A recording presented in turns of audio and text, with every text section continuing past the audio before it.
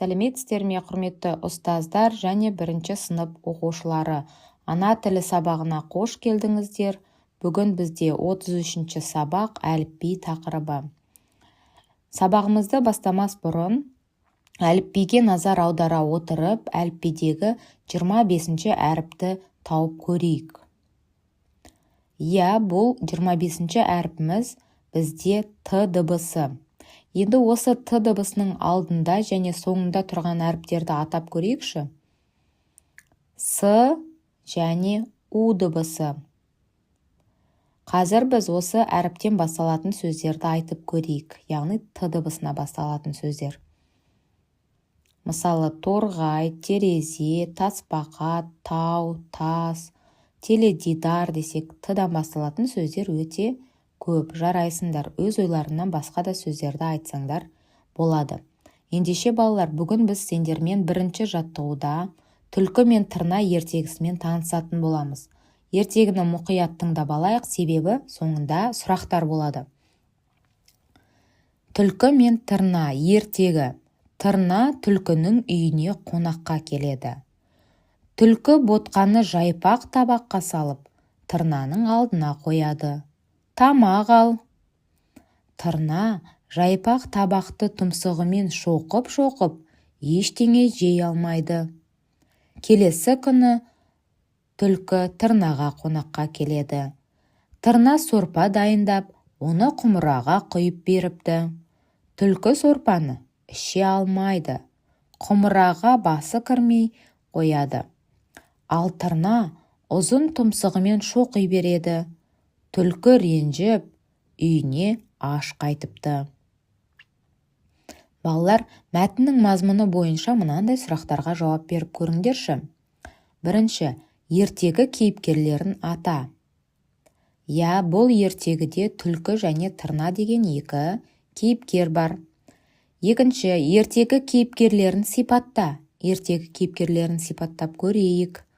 Тырна, аяғы ұзын, мойны ұзын, құйрығы қысқа, көкшіл сұр түсті, тұмсығы ұзын құс.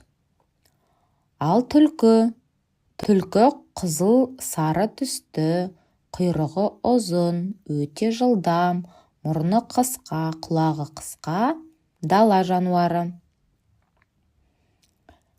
Балалар, тырна неге ботқа жей алмады деп ойлайсыңдар?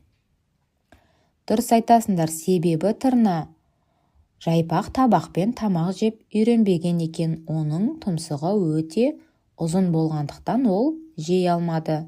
Ал түлкі неге сорпа іше алмады?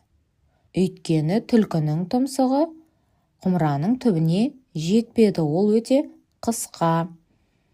Ертегінің мазмұнынан өзімізге не алдық, не үйрендік? Автор не айтқысы келді осы ертегіні жаза отыра? Дұрыс айтасыңдар, біреуге істеген нәрсеміз алдымыздан шығады. Яғни біреуге жамандық жасама, сол жамандығың өзіңнің алдыңнан шығады деп түсінуге болады екен.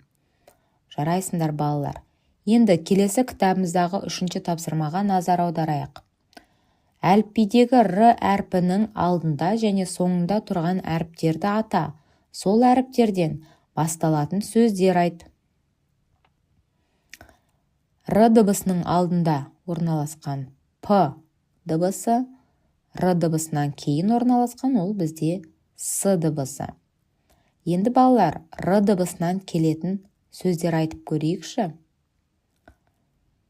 Мысалға алатын болсақ, республика, рухани, радио, ризашылдық, рахат, руслан, рас, рауан, раман, рахмет, раушан, райхан, рәміз, рұқсат, рух, реттік, рәсуа, яғни Р дыбысына қазақта сөздер өте көп екен.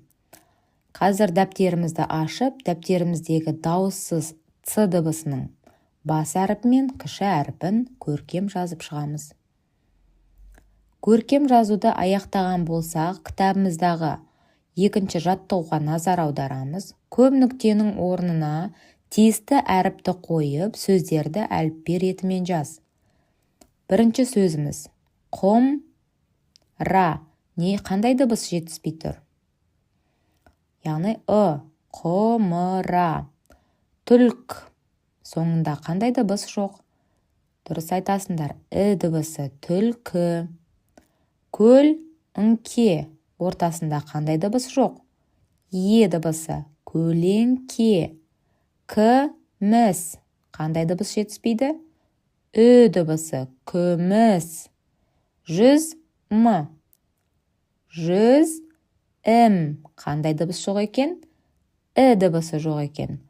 Борг. Соңында дыбысы жетіспейді, бұл бізде бұрғы деген сөз.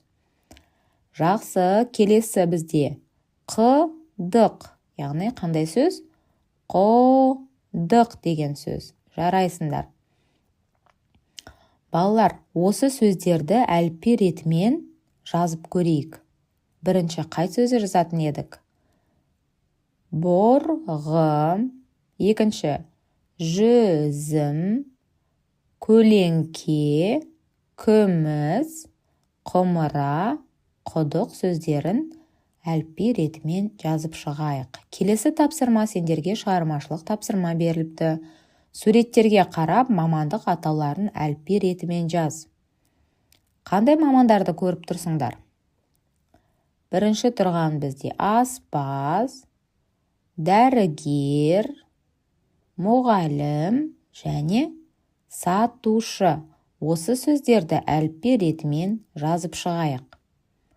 Кәнекей, өзіңді тексер. Аспаз, дәрігер, мұғалім және сатушы.